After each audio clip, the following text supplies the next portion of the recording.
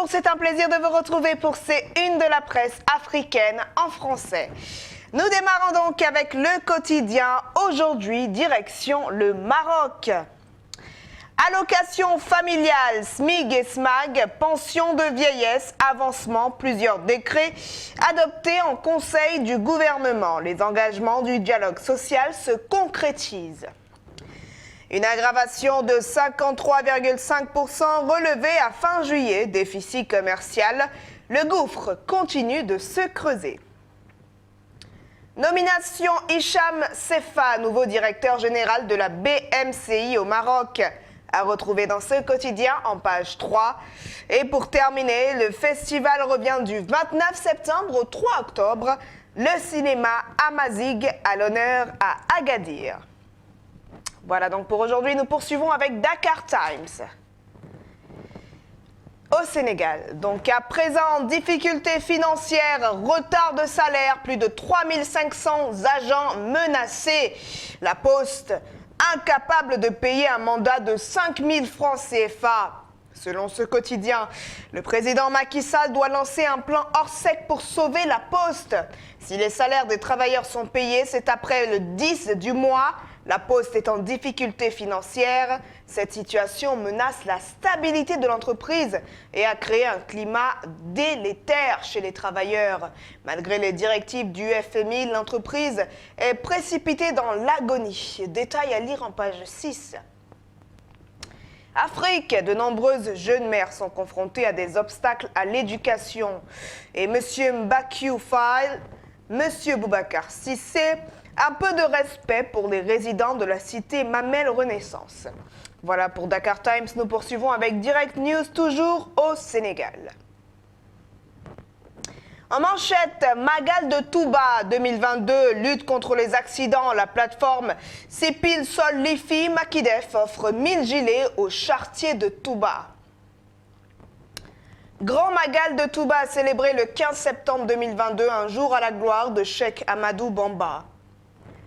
Le 12 août 1895, coïncidant avec le 18e jour du mois musulman de Safar, Serigne Touba quitte le port de Dakar à bord d'un bateau pour un long et pénible voyage pour le Gabon. Lisez la suite donc de cette histoire en page 3 de Direct News. Et pour terminer donc avec ce quotidien, plateforme industrielle du textile de Louga, 4000 emplois attendus, la panacée de Moustapha Diop contre le chômage des jeunes. Voilà donc pour le Sénégal, nous poursuivons avec le Cameroun et Cameroun Tribune. Carte sanitaire Garoua à la pointe. Le président de la République, Paul Biya, a créé donc un hôpital général du chef-lieu de la région du Nord. La formation hospitalière de première catégorie constituée n'attend que sa mise en service. Elle vient enrichir donc de manière significative un plateau technique déjà de très bonne facture avec le centre hospitalier régional et l'hôpital régional pour lesquels l'État avait consenti de gros investissements. Voilà donc pour ce quotidien. Et enfin donc pour terminer, vacances scolaires, c'est le dernier week-end avant la rentrée des classes qui donc est fixée au 5 septembre prochain, donc à lundi. Nous poursuivons avec le Congo et le courrier de Kinshasa pour démarrer. Administration de la justice. 80 nouveaux hauts magistrats injectés dans le circuit à Kinshasa. Voilà, et pour terminer, Congo central, un nouveau directeur général à la régie financière. Nous poursuivons avec les dépêches de Brazzaville, toujours au Congo. Assemblée nationale à propos des voitures, donc article à lire en page 4. Éducation, les enseignants s'imprègnent des nouveaux curricula. Et toujours parlant d'éducation, 60 établissements privés ont été agréés à Brazzaville. C'est une bonne nouvelle. Nous poursuivons donc avec la Côte d'Ivoire et le quotidien Fraternité Matin pour démarrer.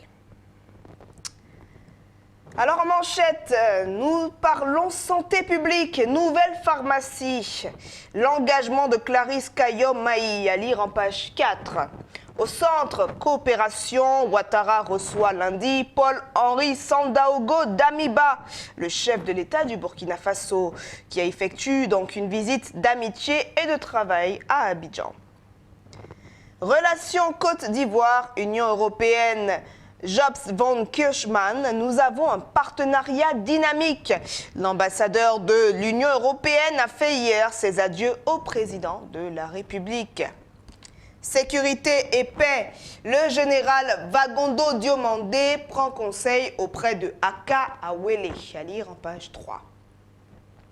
Et enfin, nous terminons donc avec la musique ivoirienne. Le rap déploie ses ailes. À savoir que beaucoup de jeunes femmes, donc en Côte d'Ivoire, chantent rap. Voilà. Nous poursuivons donc avec le quotidien L'Essor ivoirien. 10 ans après la crise post-électorale, Ouattara ressuscite Oufoué. Comment le technocrate a supplanté les politiciens ivoiriens? Éducation nationale, pari gagné pour le chef de l'État.